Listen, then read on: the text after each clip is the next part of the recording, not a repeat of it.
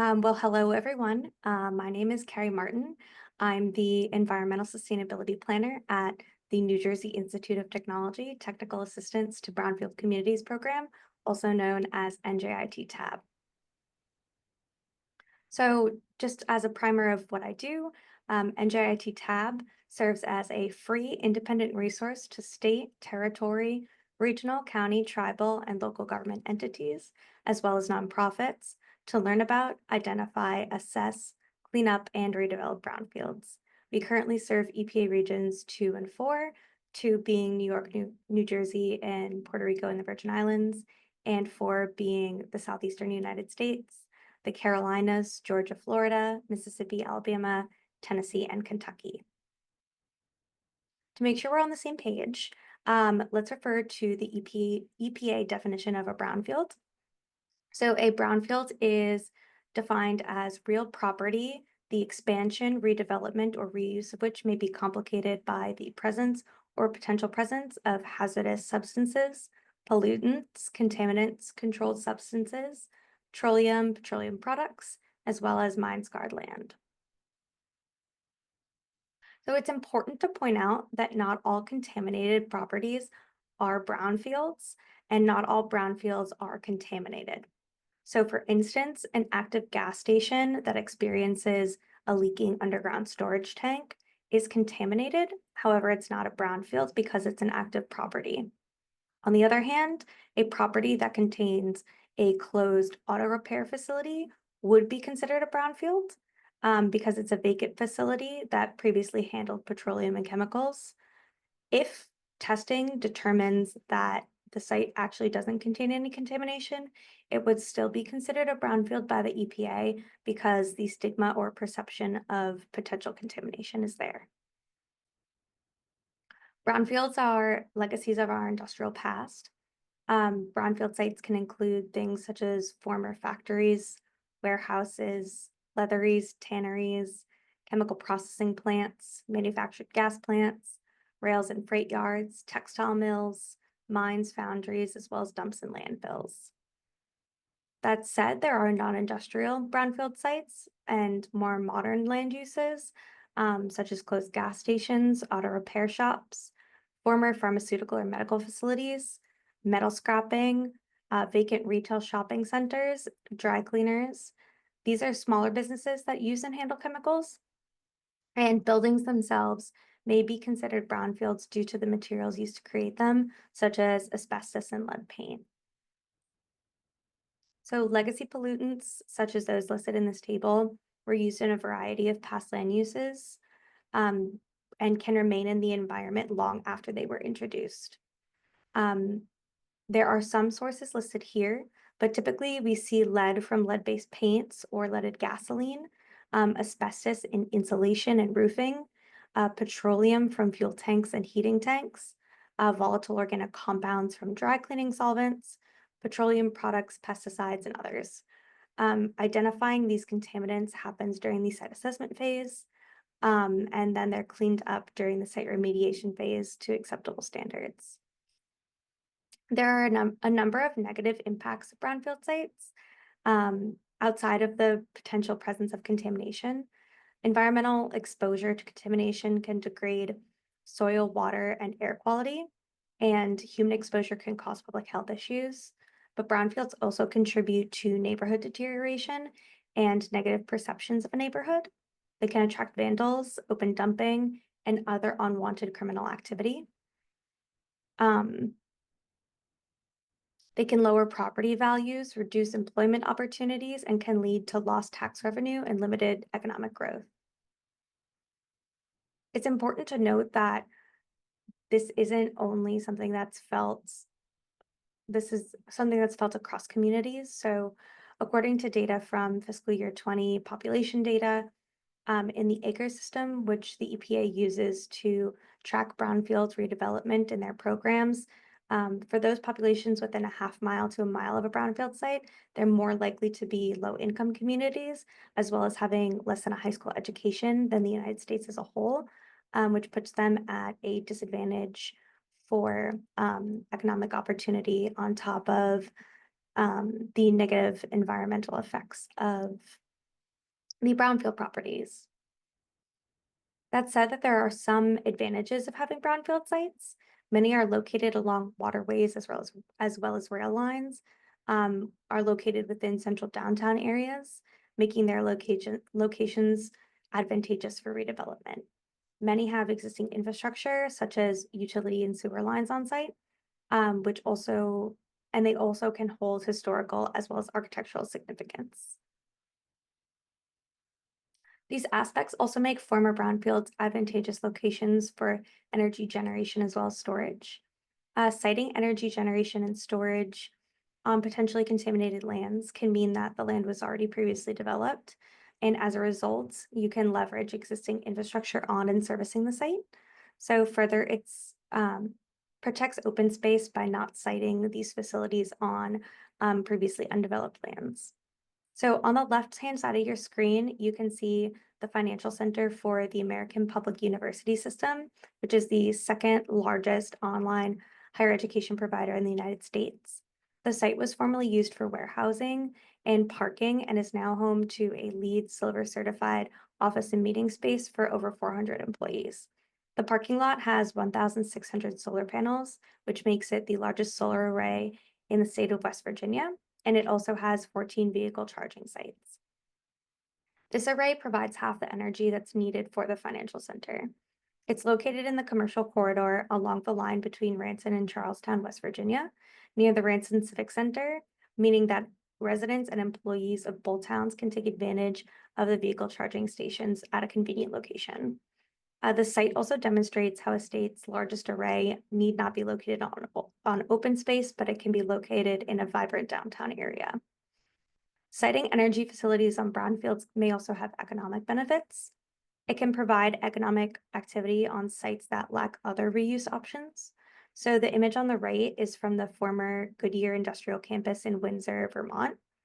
Limited long-term planning options were available for this site because it was inside of a designated floodplain. As a result, the site was cleaned up, electrical connections were raised above the floodplain, and it's now home to a solar array. This 500 kilowatt solar array system is all used locally. So as you can see from these examples, a brownfield holds the potential for being transformed into a community asset. Remediation and redevelopment of brownfields presents us with an opportunity for renewal in our community as well as our energy sources. Let's discuss an example of how remediated brownfield sites have been used for energy generation and their associated co-benefits. According to Topology, which is a community planning firm in Newark, New Jersey, the Elm Street Logistics Center used to be 90 acres of contaminated land. It's now been transformed into 1 million square foot warehouse and distribution center for Home Depot. This redevelopment created jobs and it added taxable improved property where there was none before. The positive environmental impacts of this redevelopment include first that it's a remediated site, and it simply improves the environment by removing contaminants from the property. Second, we also have energy generation power through solar panels. And third, we have some green infrastructure that has been integrated into this property. So there's bioretention basins, as well as porous pavement and rain gardens to handle stormwater surrounding the site. One thing I want to mention is when we're seeing increasing storm events occurring,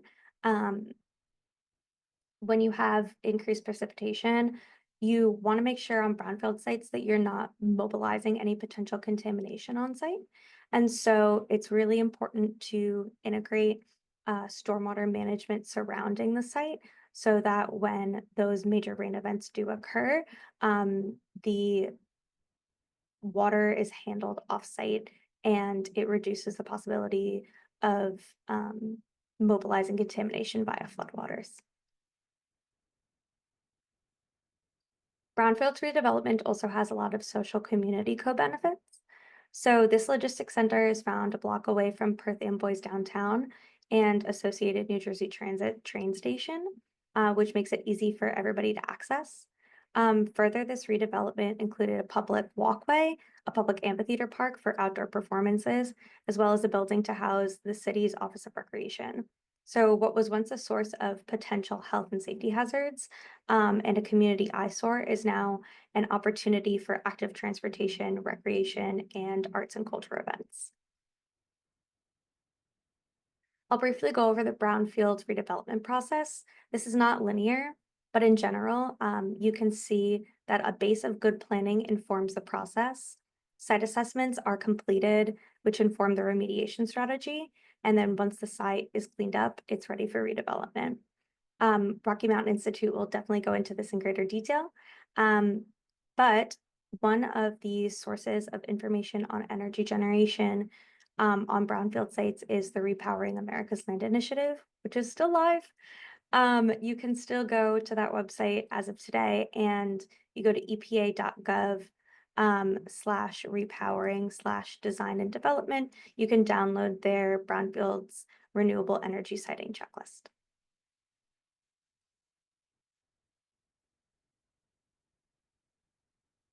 We anticipate that this fall, EPA brownfield grants will become available.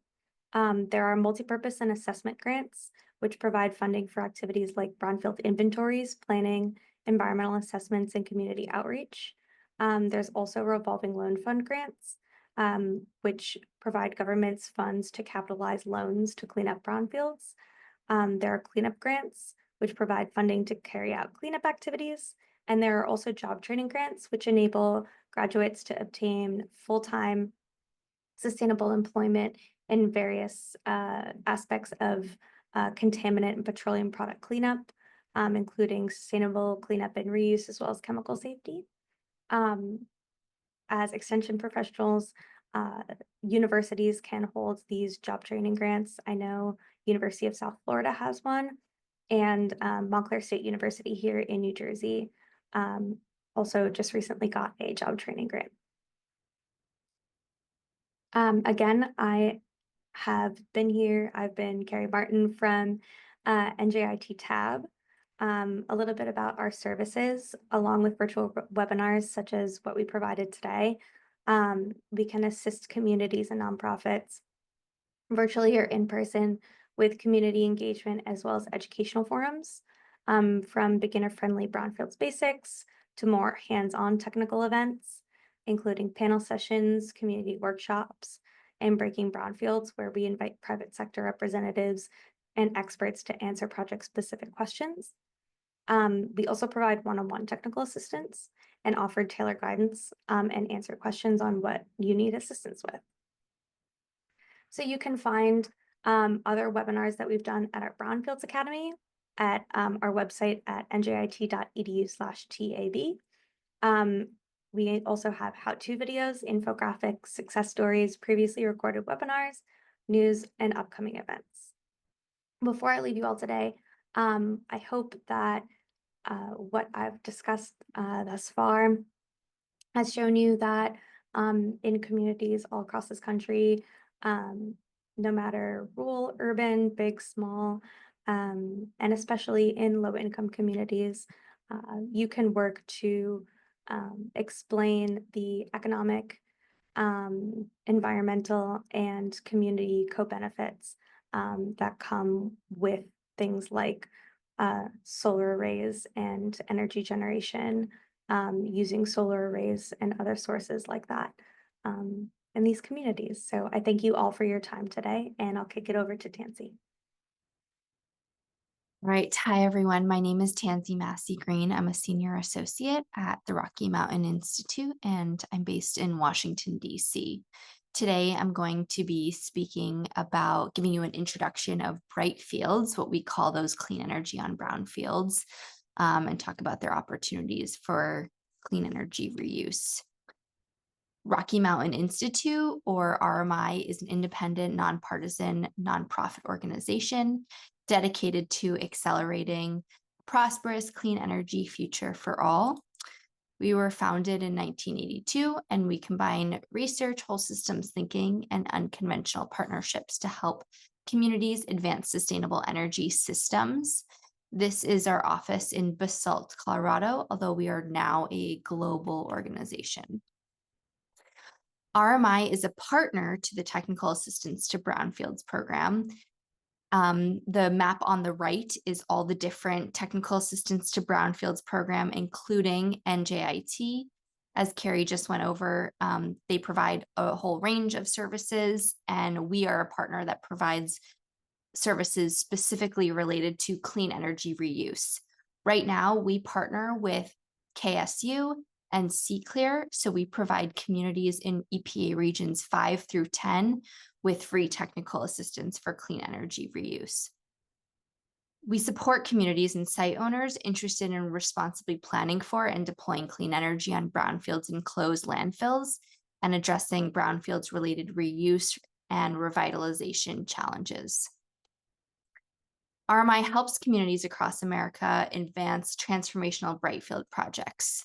Our goals are to educate communities and site owners about Brightfield reuse options that include clean energy, to provide pre-development site evaluation and analysis to communities considering Brightfields, and to provide other technical assistance and tools to help with reuse planning, funding, financing, and clean energy procurement. Today, I'm going to talk about what Brightfields are, the large potential market that they offer, community benefits and challenges, and how to get started with our technical assistance if you're interested. So to start things off, what are Brightfields? Brightfields repurpose brownfields with renewable energy to support a more local and equitable energy transition. As Carrie just went over, a brownfield is a property where the expansion, redevelopment, or reuse may be complicated by the presence or potential presence of a hazardous substance, pollutant, or contaminant. And we did just talk about all the examples of brownfields, so I won't get into that.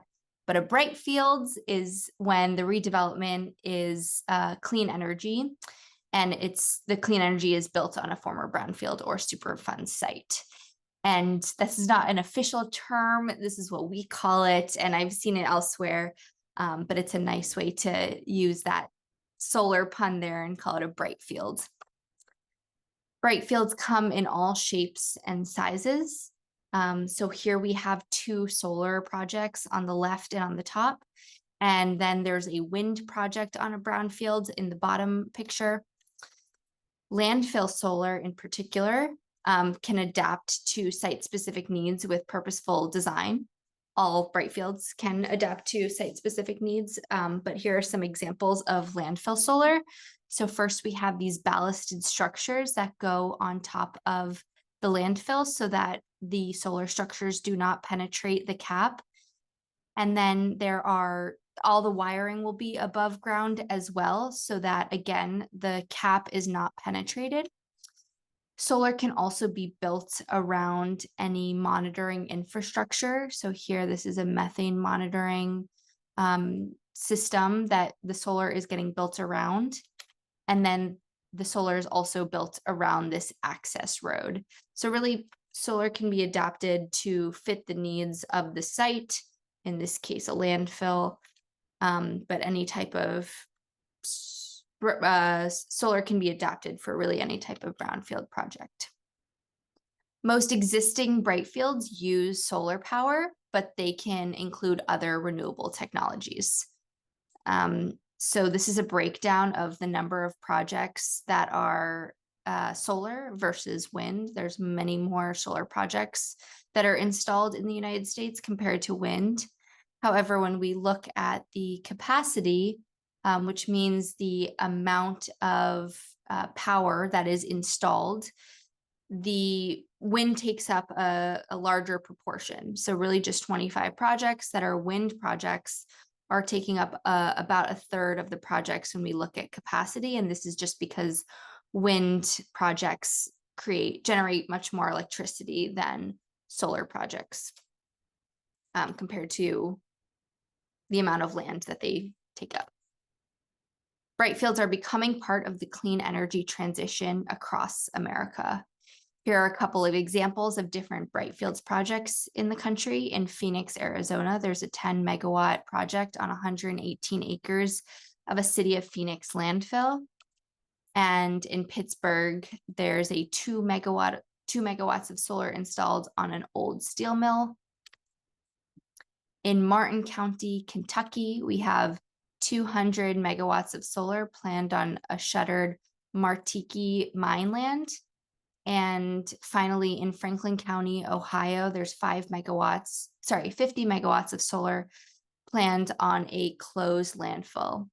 These are just 4 of the over 600 different projects that are already installed across the US. Landfill solar has been and can be built safely and responsibly. It certainly has been done before. There are at least 338 clean energy projects built on closed landfills, according to the EPA. And on the right, this is a breakdown of all the different types of projects, all the different types of Brightfields projects. Is it safe to build on a closed landfill? It is. An energy developer should be required to take precautions to not damage the existing landfill cap and other infrastructure. And procurement processes can specifically request qualified developers who understand the challenges of building solar on a closed landfill. I'll just add one more point to this, that developers can be asked specifically to really make sure any of the requirements are met. For example, we're working with a community right now who's concerned about the regular monitoring requirements for their closed landfill, and they're just going to communicate that to the developer, and the developer will ensure that there's still the ability for the landfill manager to go in and do their regular monitoring once the solar has been installed. And developers, there are several developers across the country that have experience building on landfills and brownfields. Now we're going to talk about the large potential market that Brightfields offer. This is a large but mostly untapped potential market. So on the left, this is a map of the Brightfields projects that are installed today. You see a lot of those solar projects across the country in yellow, with some of those wind projects popping up. This map is the completed projects, but there's actually over 190,000 potential brownfield sites that would be viable for clean energy deployment. And this is from that EPA repowering site that Carrie referred to before. If we just looked at the landfill potential, so this is just the closed landfills in the country, this could yield approximately 63 gigawatts of power. And just to put that into perspective, I actually don't know this fact off the top of my head, but one household uses something like a couple hundred kilowatts, unless someone else is on the line can say otherwise. So this is quite a large scale that we're working with, 63 gigawatts if we were just looking at landfills. And there's only that 624 completed Brightfields, which is 2.5 gigawatts of power today. Just 1% of potential Brightfields could support about 6 gigawatts of clean energy and 60,000 local jobs. So really quite a big potential market that we are looking at. There are also federal tax credits and incentives that can increase the attractiveness for clean energy reuse. And I have an asterisk here because, as we know, these federal tax credits are uncertain in the next couple of years. But I will go over them just so everyone on the call knows. Tax credits are available for renewable energy. These are site agnostic. And on the right, this is what those clean energy tax credits look like. There's a 30% base tax credit for any solar wind project. And then there's additional adders if the project uses domestic content, so materials made in the United States. If energy communities, if the site is installed in an energy community, and if the project benefits low-income households, or if the project is located in a low-income household. And these new incentives are available to support specifically Brightfield development. So that energy community bonus right here that I have circled, that's reserved for Brightfield projects and for other projects that are located in areas that have been affected by fossil fuel plants closing. So right now, these federal tax credits still exist. We hope they will still exist. We just don't know. But for now, there's a really big incentive for installing clean energy. So just to summarize, the opportunity exists to repurpose thousands of sites and transform communities. There are hundreds of thousands of brownfields available. The technical potential of Brightfields is significant. And finally, the new and enhanced federal incentives are there to advance Brightfields. Now we're going to move on to community benefits and challenges.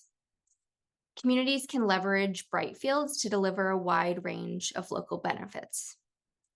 First of all, they restore blighted lands.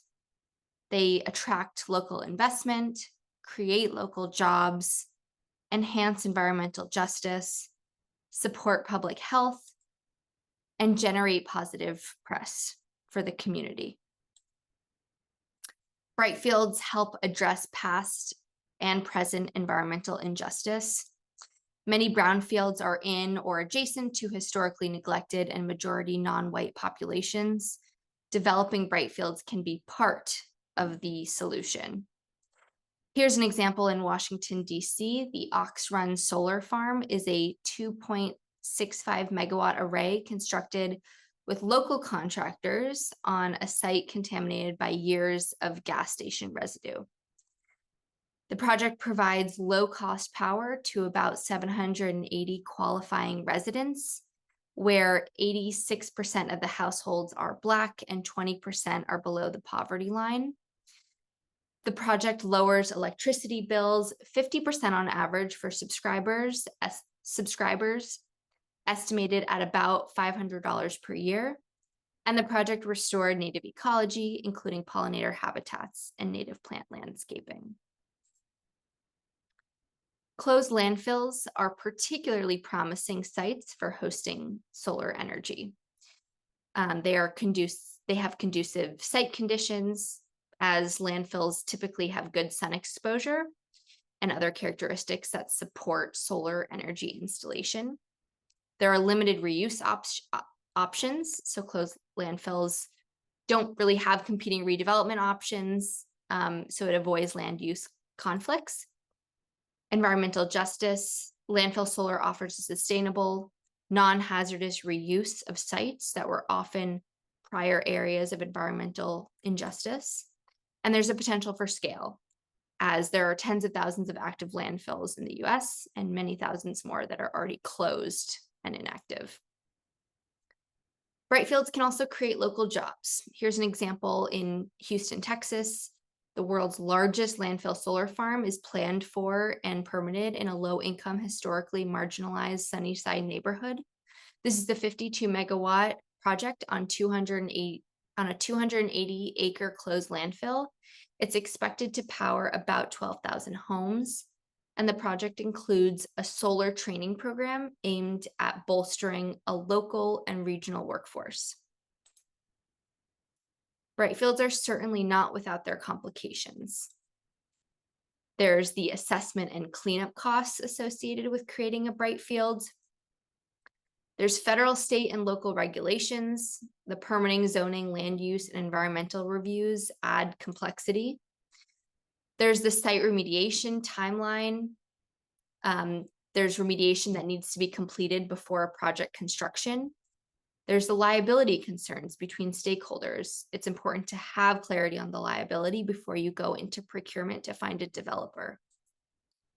And finally, grid interconnection costs and timelines can vary substantially between projects due to the existing infrastructure, and this has the potential to seriously drive up costs. Landfill solar may face various additional challenges and complications. There's the cap consideration. Caps need to be closed, and you need to make sure the technology does not penetrate the cap. There's settlement concerns, so you need to make sure there's not high rates of settlement before installing solar. Existing infrastructure and operations, you'll need the solar panels to accommodate any on-site infrastructure. There's really not much electricity demand for landfills, and so there may be some more utility coordination required to find someone to buy the power. And then there could be community concerns. Projects need to consider potential longstanding environmental justice and site reuse concerns. And interdepartmental coordination. Landfills, stuff that happens on landfills and solar is not going to fit nicely into one department's purview. Finally, I'll go quickly through our technical assistance. As I said, we are a partner with the TAB network for EPA regions 5 through 10, and this technical assistance is free for communities in those areas. The technical assistance that's available, we help with identifying your most promising Brightfields opportunity, funding and financing guidance, and accelerating Brightfield procurement. We offer insights from the Brightfield market to support the procurement process. And finally, if you're interested in learning more or receiving technical assistance for a Brightfield project, here's my contact information and our website. And I'll just add one last thing. I mentioned we provide the TA for communities in regions 5 through 10, although we are beginning to we're accepting applications for environmental justice specific projects that are located across the country. So if anyone who's not located in regions 5 through 10 is interested in getting some technical assistance for revitalizing a site for clean energy reuse, and it specifically supports environmental justice, we have a new technical assistance program for that. So please email me if that's the case. All right. And with that, I'll stop sharing my screen and pass it back to Jennifer or maybe Vincent. Tansy, can you just tell us quickly, geographically, what are regions 5 through 10? Sure. It is, let me just get back this map. Oops. So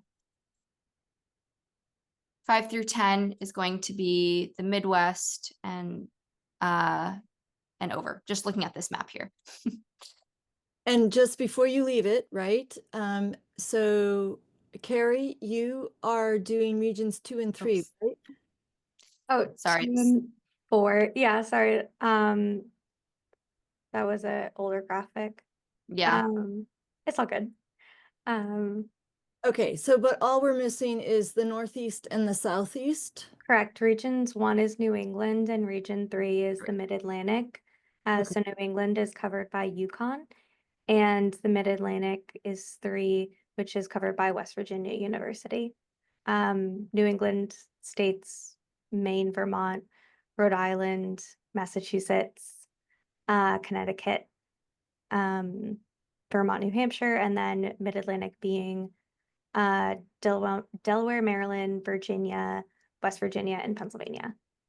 But you're covering region 4, Carrie? I am, yes.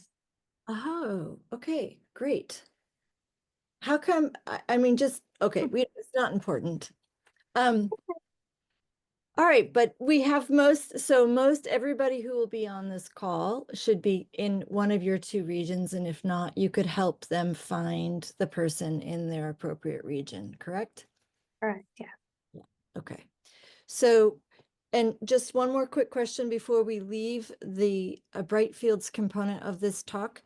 Sure. Of the zillion locations that you identified, Tansy, forgive me for not remembering, was 190,000 brownfields Yes, that's right. in the country. Mhm. Are there regions where has someone mapped the spots that are most productive for solar, and what regions are those? So that, in other words, if our audience is in New Hampshire and there's like 0 relevant sites, then this is not so appropriate for them. But are there some states that have huge opportunity just because they happen to have an unfortunate number of brownfields? Good question. I'll send the link in the chat. There's Repower. EPA does has a map that maps out all of the sites that I was just referring to. And I mean, you can see which areas are a little bit more dense. Looks like Minnesota and Wisconsin have quite a few, but they're all over the country. So I would say every state should be interested in the Brightfields opportunity. And we work with communities in the northern part of the country that maybe they're not going to have, solar isn't going to be quite as productive there as maybe it will in Southern California, but states like Michigan and Washington and Massachusetts are all really invested in solar, and they're going to be deploying solar at the same rate that other states will be. So I'm going to pivot us a little bit. We've been talking about how we deal with formerly productive areas and make productive use of them, what we can do to take advantage of things. And I would be remiss if I didn't say that these are really important programs, right? But when it comes down to trying to find customers or off-takers for this, you can have significant challenges, right? So if you've got large solar capacity and you've got utilities that don't want to or don't have to buy it because they have their own existing resources, or you don't have a framework to meet with customers and see what they need and how that can meet their demands, it can become a kind of frustrating experience. So I'm going to talk to you guys a little bit about Solar for All, which is another EPA program that has avoided, well, had a little hiccup and has avoided most of the, let's call it uncertainty that existed. Funds seem to be flowing. Everybody who I've talked to on these programs in different states has been able to draw down their formerly unresponsive EPA representatives have started responding to emails and setting up meetings again. So it seems like we are on a productive and hopefully sustainable path with regards to Solar for All. There we go. Just a quick note about where I work. I work for the North Carolina Clean Energy Technology Center. We are a public service center that was chartered by the UNC system in the 80s, originally as the North Carolina Solar Center. We do mostly sustainable energy economy analysis. We provide objective simulations and data. Our claim to fame is Desire USA. It's the database of state incentives for renewables and energy efficiency. We don't really advocate for anything other than just kind of broadly sustainable energy. And we host an energy conference and have partnerships with the Smart Electric Power Association and the Solar Energy Industries Association, along with several others. There we go. So when we talk about Solar for All, in most states, there were coalitions. Some were kind of, let's call it monoliths. But Energize NC, which is what the North Carolina Solar for All program is called, is a partnership between my center, the Clean Energy Fund, which is North Carolina's Green Bank, Advanced Energy, which is a kind of utilities services and consulting company that does mostly nonprofit work, and the North Carolina Department of Environmental Quality. The DEQ is our prime on this, so they are the applicant and we are partners. Solar for All requires us to touch rural communities. It requires us to touch disadvantaged communities. So these communities have been underserved chronically for decades, perhaps even generations. And so the goal of the program is to deliver them a 20% savings on their electric bill. We've got to kind of get over a lot of hurdles when it comes to this, right? We've got to find the people, we've got to talk with the people, we've got to get the people's trust, and then actually provide them something for a meaningful amount of time, right? So we've seen, I don't know how many of you have been in the industry for long periods of time, but in the early 2000s, there was kind of a bubble around solar thermal technologies, and solar thermal technologies got really heavily incentivized, and that ended up with a lot of fly-by-night operations. So this is a find the people, protect the people, provide the people services kind of thing. So I've got really long program objectives, but these are the important parts, right? So we're delivering benefits to communities, low-income communities and disadvantaged prioritized.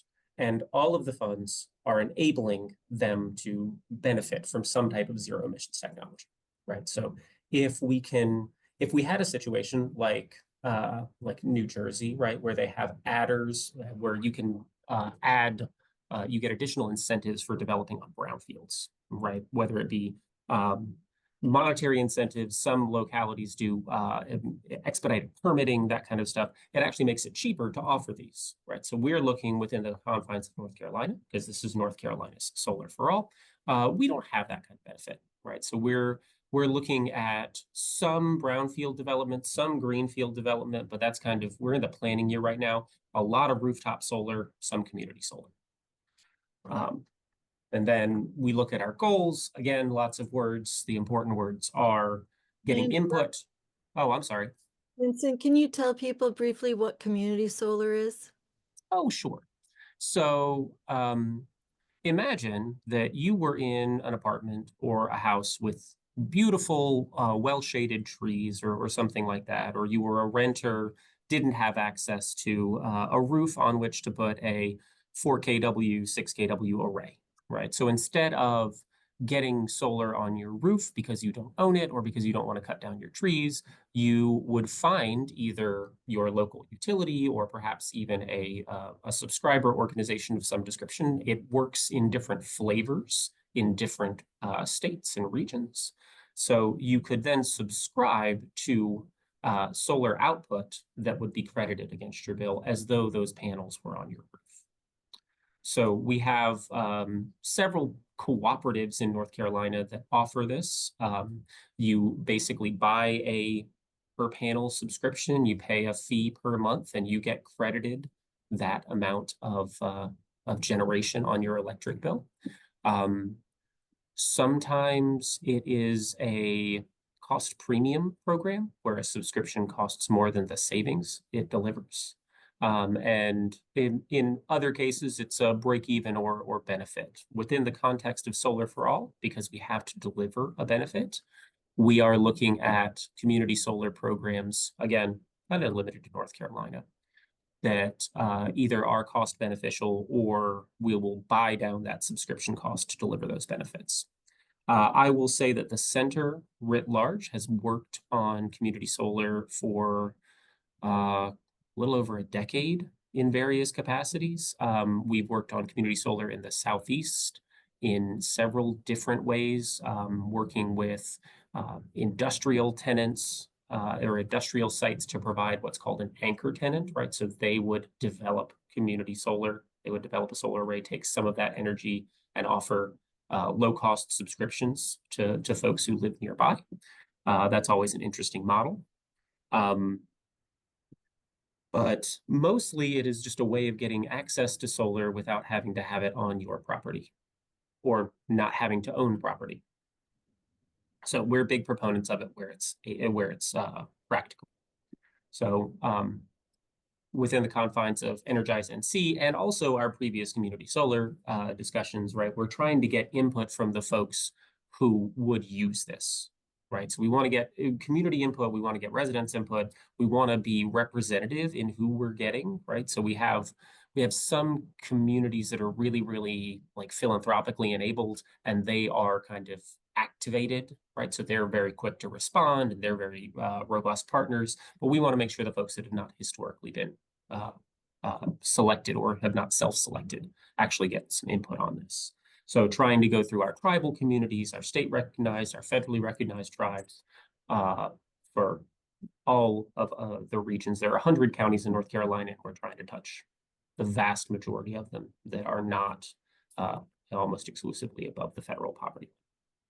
So it's all about community engagement. We do this in a lot of ways in the center. Backwards, now we go forwards. Okay. So I'm actually going to go out of order. So we started off in mid-2023, starting to reach out to communities.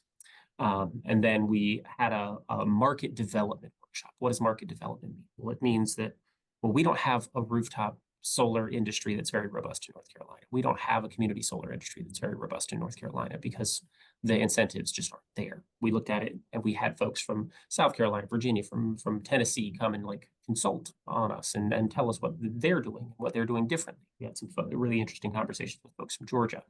And we reached out to utilities and said, all right, what's your problem with this? Or what do you like about this? What's going on? And so just our goal was engagement at all levels, right? So we've got state government, we've got local governments, we've got utilities in on this. We've got program listening sessions, we've got strategy sessions, and then we're doing outreach and coordination based on topics. So our overall program launch timeline is late 2025. We will launch our full Solar for All program, right? So we've had almost a full year of planning period at this point, and we are shaping what the single family incentives will be, if there will be market rate loans available, and what community solar will be. So it is screaming up at us quick, fast, in a hurry. So I'm going to talk a little bit about the outreach that we did, hopefully to provide some lessons learned. I'm not going to be too long over this, but we start again with kind of the biggest players in the bulk power sector. So we start with the IOUs, Duke, and we have two flavors of Duke Energy in North Carolina, Duke Energy Carolinas and Duke Energy Progress. They have slightly different approaches, slightly different tariffs, slightly different rate structures. So we engaged them on both fronts, and also Dominion Energy operates a little bit in northeastern North Carolina. That is our only market access. So we get a little bit of access to PJM if we develop projects in northeastern North Carolina. We also worked with electric cooperatives. For those of you who are not familiar with the way utilities kind of break down, investor-owned utilities are just that. They're owned by investors. They're large publicly traded companies. Electric cooperatives are member-owned organizations that were enabled by the Rural Electrification Act. So they have member owners and tend to be smaller. In North Carolina, they are largely distribution utilities, meaning they don't own a lot of their own generation. And in some cases are actually prohibited or limited in the amount of self-generation and energy efficiency they can deploy. And then we have municipal power authorities. That's when a city owns deployment infrastructure and a power plant. I should say, and or a power plant, because of the 100 and some odd, 104 maybe municipal power authorities we have in North Carolina. Only half a dozen or so have any significant form of generation over a megawatt. So we talked with all of these folks, and we're currently in conversations with all of these folks. As you can imagine, these conversations take a while when there are 26 cooperatives, 100 power authorities, and 2 utilities. So just a lot of talking about where are your underserved customers? Where are your reliability issues? What else could we deliver non-monetary benefits to people? So we start to shape, right? We look at the geography that is informed by income. And then we talk with the utilities that serve those geographies to kind of further hone down where we're going. Then we engage with local governments, and local governments are wonderful places, but they are chronically understaffed. Some of you have probably worked with local governments, and there's like 5 people doing the work of 24, and they do amazing work. So we actually leaned on councils of government. So in North Carolina, there are several councils of government, in South Carolina as well, that kind of aggregate some multi-county services and provide us with contacts and provide us with, kind of facilitate interactions.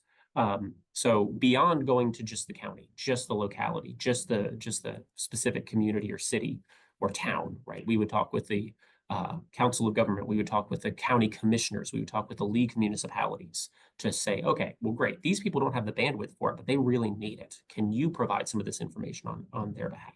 Can you give us some folks that are into this on their behalf? We also talk with housing finance, because multifamily is a big challenge in the solar space, right? I mean, community solar is its own beast, and you can provide a lot of solar access to multifamily dwellings by assigning individual subscriptions. But what would it look like if if an apartment complex, right, had a parking lot with a southern exposure that you could then put panels on? Then we talked very heavily with community organizations. The community organizations are the folks that are in the communities on a day-to-day basis, right? Some of these are folks that have been there for weatherization assistance programs, have been there for food drives and new various civic needs, right? So these we've kind of locked in on as our real advantage, right? Because if you come in and say, hey, I am from, your state capital and you are, hours away, in a locality that has chronically been underserved, you have no cred, right? They have no reason to trust you. You can provide them with all of the beautiful presentations that you want, and I can talk as fast as I need to, but they still won't trust me, right? But when we make this case to Interfaith Power and Light, sadly, the national Interfaith Power and Light seems to have folded, but North Carolina's Interfaith Power and Light is still active. The Council of Churches, the Legal Conservation Voters, right? We've talked with these people, and they're connecting us directly with the communities that need the most support. And so trying to work with folks that we have existing relationships with, former relationships with, and make new connections where needed is really the key. So it's narrowing down where you want to focus and then trying to get to the people. So I'm gonna cut this now and just say thank you. And this is really exciting, trying to figure out how to provide services to chronically underserved communities and trying to put to useful or productive use formerly used lands. Tansy, I'm going to ask you a little bit of an unfair question just a moment. So I worked on solar decommissioning with some of my colleagues. We produced a solar decommissioning report, and that led us to the Energy and Mineral Law Foundation. And they have a huge, how can we put solar on reclaimed mined lands? And I don't know if you, RMI has ever worked with those, or EMLF, but if not, I think that's worth discussing. Otherwise, I say thank you very much. Yeah, we do some work with reclaimed mine lands. We haven't worked directly with any communities that want to do that quite yet, but we have some in the works that might happen soon. And we had our intern doing research on that specifically last summer. So we should chat for a couple reasons, I think we said. Yeah. David, do you have questions? I can. I always have questions. So here, I think these. By the way, I work on a lot on different aspects of the solar siting questions, and so my question comes a little bit out of that, which is, and I work more on large scale, and I'm in New York. So what one of the things that I just wonder if you each have perspectives on.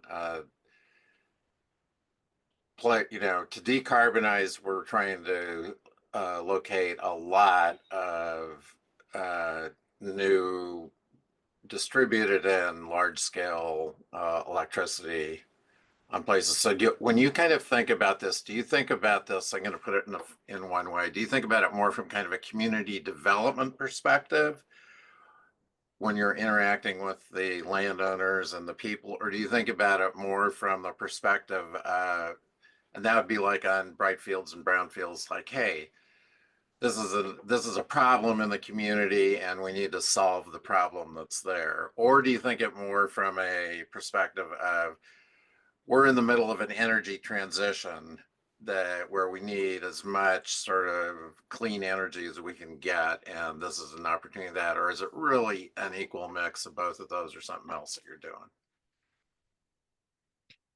Carrie, do you want to take a first stab and then I can?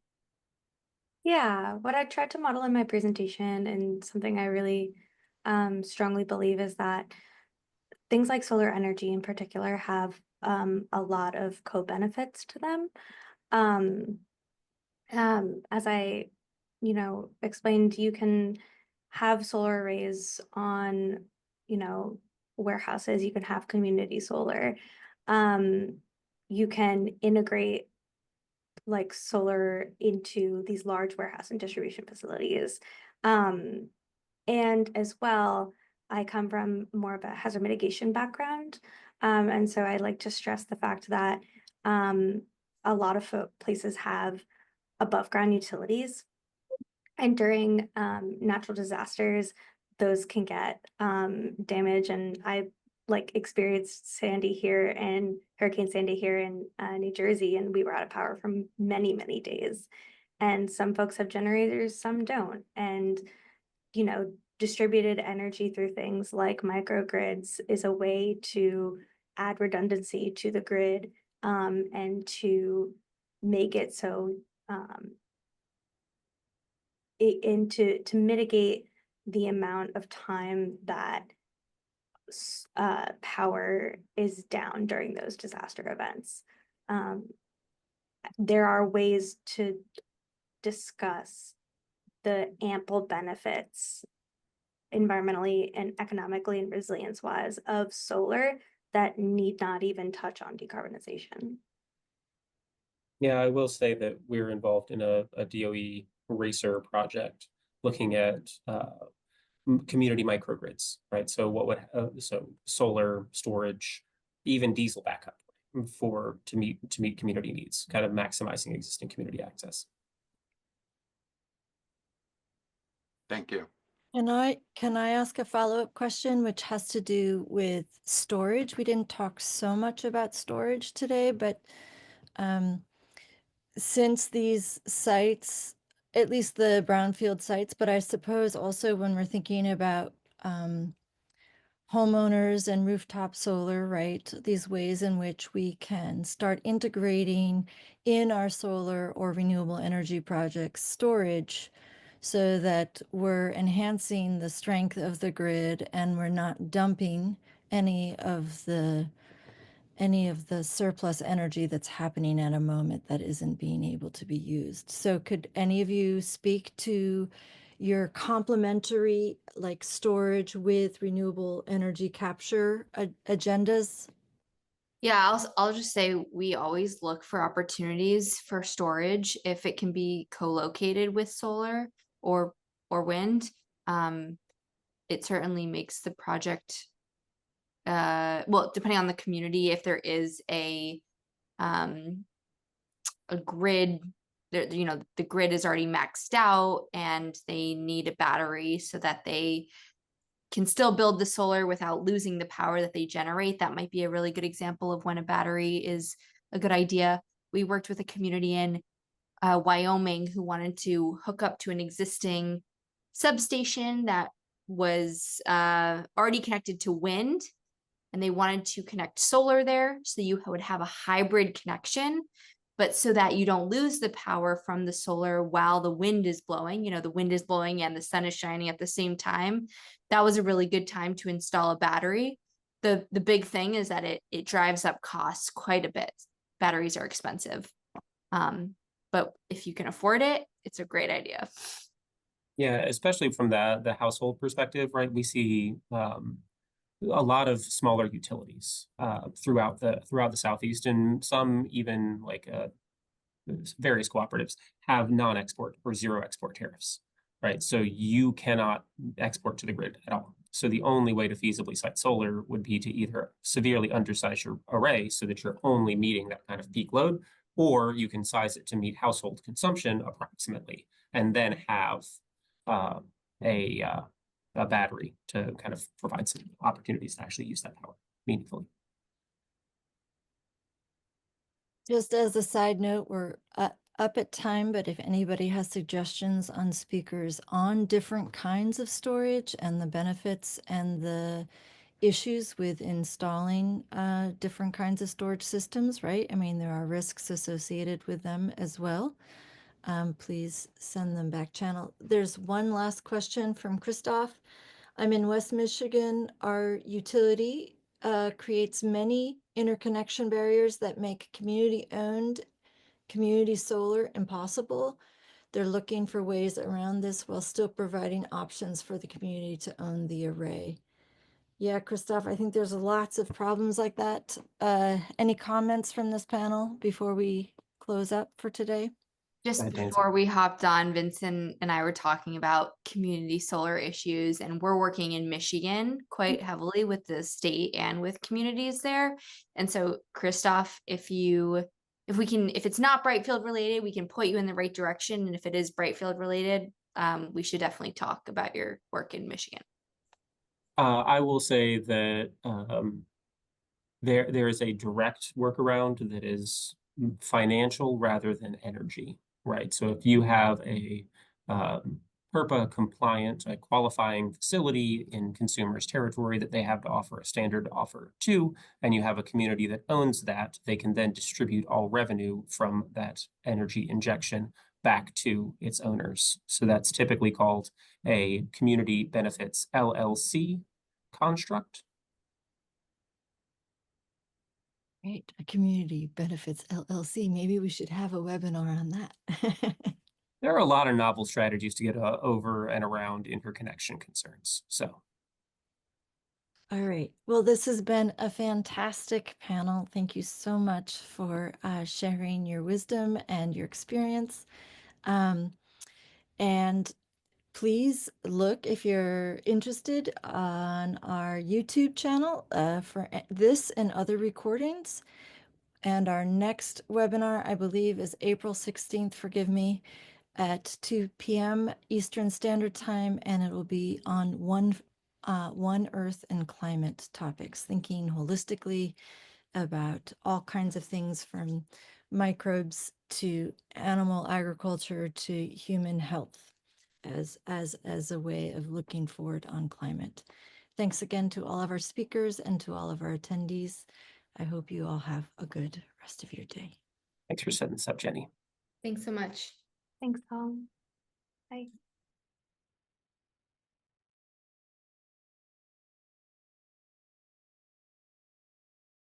This has been a production of Cornell University, on the web at cornell.edu.